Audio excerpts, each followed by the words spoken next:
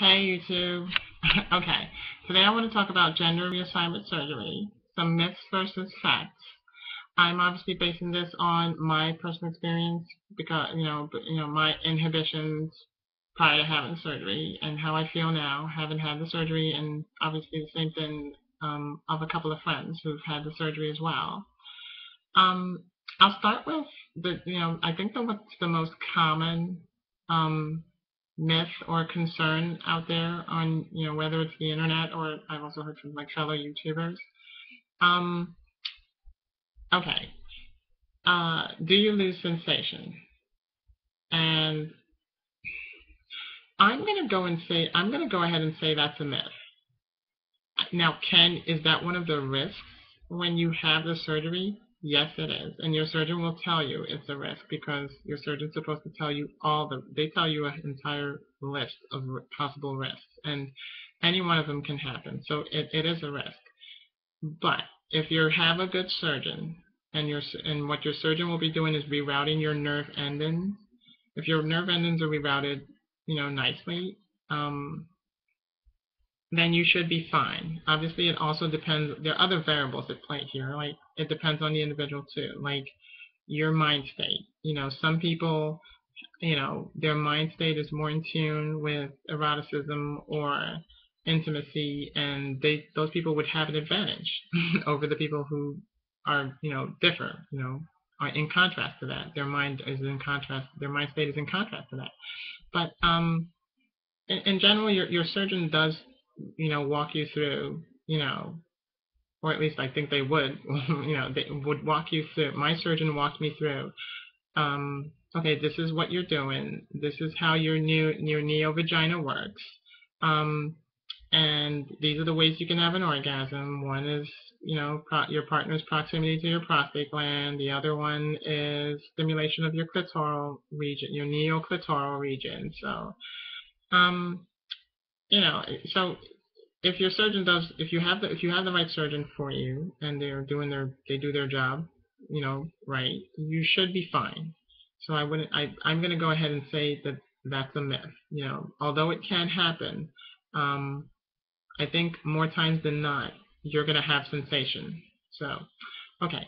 The other myth that I hear floating around is, do the hormones work better? Um, that's a fact. You know, that's a fact that the hormones do work better, having had the surgery. If you do your research online, and it doesn't take much research, you just Google it, you'll find it. Normally, after having the surgery, your endocrinologist will lower your dosages or will want to lower your dosages for your hormone replacement therapy.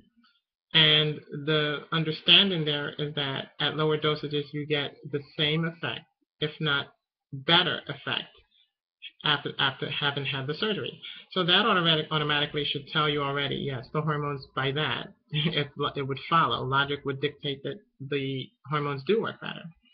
And as a matter of fact, yes, I myself am on a lower dosage now than prior to going into surgery.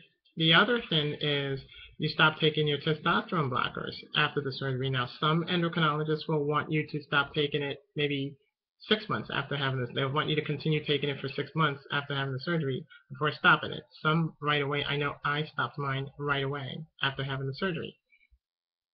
And the understanding there is that, you no longer have testicles, offering hindrance to the workings of the hormones. So, um, you know, just by that alone, not having a hindrance to the hormones working would tell you that yes, they should work better as well. So I'm going to go ahead and say that's a fact. Also, I'll just even show you, like, obviously, hormone replacement therapy will lead to muscle atrophy. That's one of the desired effects in hormone replacement therapy.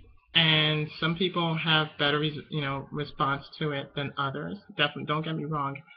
Everyone has a response to it. It's just some people will have a better response to others. To it than others. In my case, I just noticed that having had the surgery, I'm having a better response to my hormone replacement, to my HRT, than before the surgery, and I'm not on testosterone blockers anymore, and more I have more muscle atrophy than I did before. Like, I've always been an athletic person, and this is what I look like now. So, like, I used to play a lot of basketball, so it's not my, but this is what I look like now, and it's getting better and better by the month. So definitely, in my opinion, I would say it's a fact that doing a lot of hand work today, hand gestures. Okay, so I'm going to say it's a fact that that yes, the hormones do work better. What else? I think also from the other myth that I hear to a lesser degree is from a health risk standpoint. Like, some people think that after having the surgery, you know, you're at lower risks for like some of, as opposed to, health risks, as opposed to someone prior to having the surgery. I don't know that for a fact. I don't know that for a fact, but I'm inclined to believe that that's accurate. And that's just because, I mean, one, you're on lower dosages, even though you're getting the same or even better results from them, but you're still on lower dosages.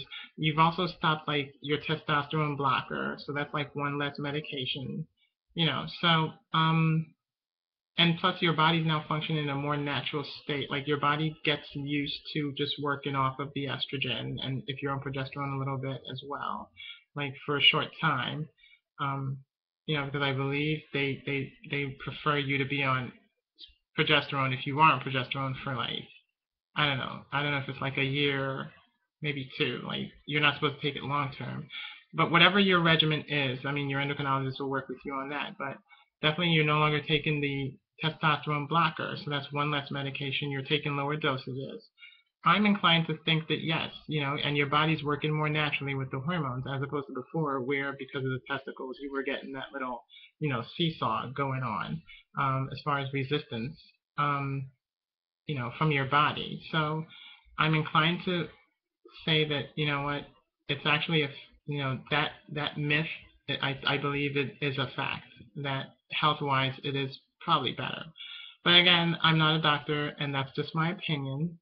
Also, I do have two friends who are transgenders who had the surgery a long time ago, and now they're older, and they seem to be doing fine. So, I mean, at the end of the day, be with the right endocrinologist, be with the right surgeon.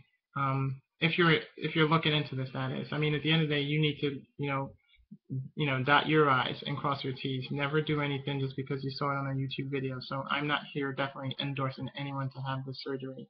Just letting you know my personal experience, having had the surgery, and then kind of bouncing that off of some of the myths and versus facts regarding the surgery. So. If you have any comments, or maybe you've heard other myths out there, I will be glad to try and answer as best I can. Again, I'm not an expert, so I'll just be rendering my opinion, but it's up to you to do your homework and know what you're doing for any surgery or anything you're doing as far as transitioning, because it's not only from a health standpoint but also from a mental standpoint as well, and how it affects you emotionally as well. It's a big deal. Transition is not a game. So I think that'll be all. Thanks for watching. Bye. Gotta stop this for the video.